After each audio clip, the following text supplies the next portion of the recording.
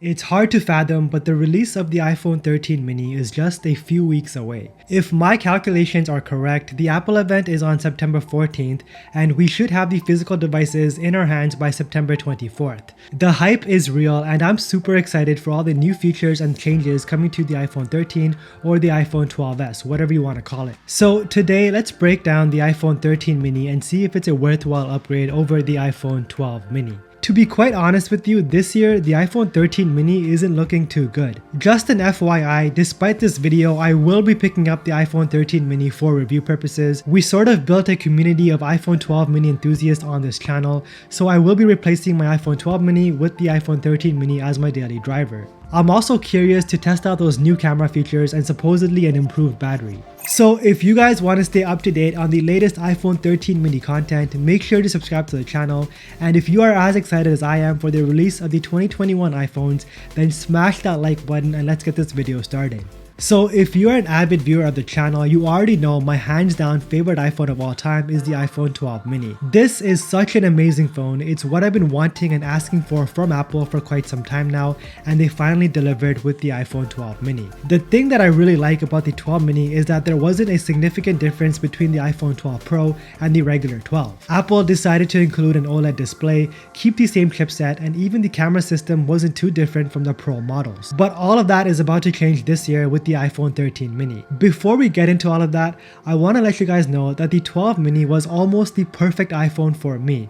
I loved everything about this phone except for Face ID, the subpar battery life, and the missing telephoto on the rear. So let's see if all of this is addressed on the upcoming iPhone 13 mini. Also, just an FYI, the iPhone 13 mini will be the last iPhone ever made for the mini series by Apple. Simply putting it, the iPhone 12 mini didn't sell that well. In fact, it was a huge disaster in sales across the world. I think for the average consumer, this phone was just too small, and they didn't really understand what they were getting with the iPhone 12 mini. I feel like they were probably under the impression that a small phone came with an inferior battery, it had lower end specs, and the overall form factor was just too small to entice the regular customer to buy this device. Surprisingly, this became an enthusiast device for iPhone users, and only a few number of people have fallen in love with the iPhone 12 mini, myself included. The thing that makes the iPhone 12 mini series so unique is that this is a flagship phone that comes with top of the line specs. I mean, it's got a great camera system, the A15 Bionic, and an OLED display, all of this found within a 5.4 inch build. That is completely unheard of on a 2021 phone of this size. The new 2021 iPhone lineup will look very similar to the 2020 iPhone lineup, with 4 devices in size ranges from 5.4 inches all the way to 6.7 inches, with 2 iPhones being the higher end Pro models, and the other 2 iPhones positioned as more affordable devices, very reminiscent to what we've seen before. We aren't expecting a major redesign, but we are expecting the thickness to be slightly increased by approximately 0.26 millimeters. We can count on Apple improving the cameras, including a faster processor in the A15 Bionic Chipset, adding a new 5G Qualcomm chip, reducing the size of the notch, and this is huge for the iPhone 13 mini, increased battery life. The iPhone 13 mini will retain the same 5.4 inch screen size and the one-handed use-friendly form factor, while at the same time boasting the faster Apple A15 Bionic processor. Hopefully this chipset is more efficient than the A14 Bionic. What really didn't make sense to me is that the battery efficiency dropped from the A13 to the A14, which made it very difficult for iPhone 12 mini users to get through a full days of battery life on one full charge. So hopefully we see some kind of efficiency improvement with the A15 Bionic. On the camera front, the iPhone 13 mini will keep a wide and an ultra wide angle setup. We could potentially see a larger sensor, along with this new feature called sensor shift stabilization for better autofocus and stabilization. A larger sensor is going to aid in taking better low light shots, so a big win for night mode photography. The physical lenses are also expected to be arranged diagonally rather than the typical vertical design. We aren't quite sure why Apple is doing this. It could strictly be an aesthetic reason, or changes like sensor shift OIS could necessitate for repositioning. Portrait video is also coming to the iPhone 13 series, but I believe that this will be reserved for the Pro lineup. Portrait video pretty much gives you this background blurred look when you are filming video. Right now, as you guys can see, I am in focus while the background is slightly blurred. This is a huge upgrade for content creators that use their iPhones as their primary filming device. Not everyone is a content creator, so portrait video may not matter to everyone, but I hope it is included in the iPhone 13 mini. To my dismay, there is no dedicated telephoto lens. I know that this is an unpopular opinion, but I was really hoping that Apple would replace the ultra-wide with a telephoto on both the iPhone 13 and the iPhone 13 mini. I personally rarely ever use the ultra-wide. I feel like a telephoto would be more useful for me in particular. But let me know if you guys feel the same way. I haven't had any issues with the strength of MagSafe magnets, but I know that there are some people out there that complain about MagSafe accessories falling off quite frequently. The iPhone 13 models are expected to feature stronger magnets. There are also strong rumors that Apple is going to be releasing a new orange bronze-like color on the Pro models. We're still not sure what new colors we're getting on the regular iPhone 13 and the iPhone 13 mini. Believe it or not, the notch for the first time ever since its inception on the iPhone 10 will be getting a bit smaller. There are strong rumors from Apple's Chinese supply chain that suggest a smaller notch is coming. Although I would like to see Apple get rid of the notch altogether and move towards implementing an in-display fingerprint scanner. This, in my opinion, would be a much welcome change. Apple is said to be considering an in-display fingerprint sensor on the iPhone 14, which would be used in addition to Face ID as an alternative biometric authentication method. So be on the lookout for that on the 2022 iPhones. Unfortunately, it looks like the iPhone 13 mini along with the regular iPhone 13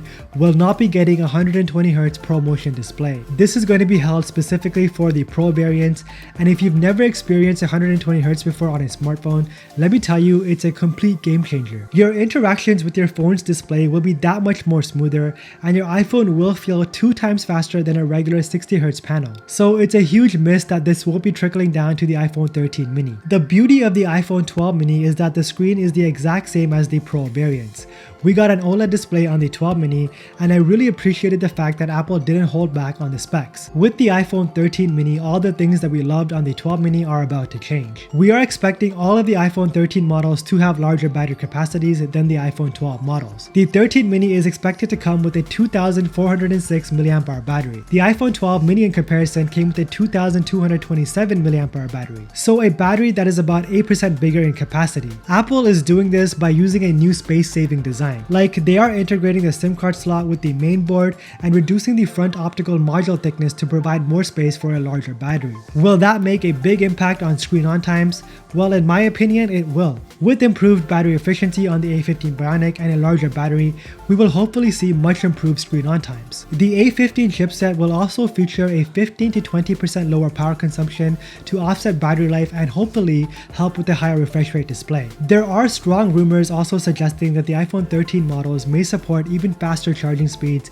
with support for a 25-watt power adapter. So a 5-watt difference in charging from the iPhone 12 models. This doesn't even compare to insane fast charging speeds of other Android OEMs like OnePlus, but hey, a little improvement in charging speeds nonetheless. For the longest time in 2021, there were strong rumors that Apple was going to go completely portless, meaning that the iPhone 13 models weren't expected to feature any sort of ports for charging. Apple's long-time goal has always been an iPhone with no external ports or buttons for a clean, streamlined design. But luckily for us, it's not expected to happen on the iPhone 13 models. Apple unfortunately still doesn't have any plans to transition from Lightning to USB-C, even though their lineups of iPads and MacBooks have already made the switch. Apparently, Apple is reluctant to shift over to USB-C because it's an open standard that's also less waterproof than Lightning. It sounds like complete BS to me. I absolutely hate Lightning. It's such an inconvenience to carry around a Lightning cable just to charge my iPhone. Now, this next feature has been available on Android for the longest time, and it seems like it's finally being made available on the iPhone 13 models. And that, my friends, is an always-on display. Very similar to the Apple Watch, Mark Gurman is reporting that an always-on display might be included on the iPhone 13 series. This would allow for some data like time, messages, emails, and the date to be shown on your iPhone's lock screen. Unfortunately, once again, this won't be available on the iPhone 13 mini. So it looks like the iPhone mini series is really getting the short end of the stick in 2021. There are also rumors suggesting that Lidar scanners could expand to the entire iPhone 2021 lineup, which includes the iPhone 13 mini. If you didn't know, Lidar scanners measure light distance and pixel depth of an object in a scene. It allows for a more realistic AR experience and improves autofocus in low light scenarios. That pretty much covers everything we are expected to get on the iPhone 13 mini. It'll still have flagship specs and support a great camera system, but it will miss out on 2021 features like 120Hz ProMotion and an always-on display. I really don't know how to feel about this because for the longest time as an avid Android user, I've wanted 120Hz on an iPhone. So it looks like I have to just settle for less this year with the iPhone 13 mini. I know a lot of you guys that watch my videos are huge fans of the iPhone 12 mini, so I want to know if this video changes your mind on the iPhone 13 mini. Are you still looking to pick it up, or are you going to just stick with the iPhone 12 mini? Let me know down in the comments below. As always, thank you so much for watching, and don't forget to subscribe to the channel because September is going to be insane with iPhone 13 content. And also don't forget to flex with your tech.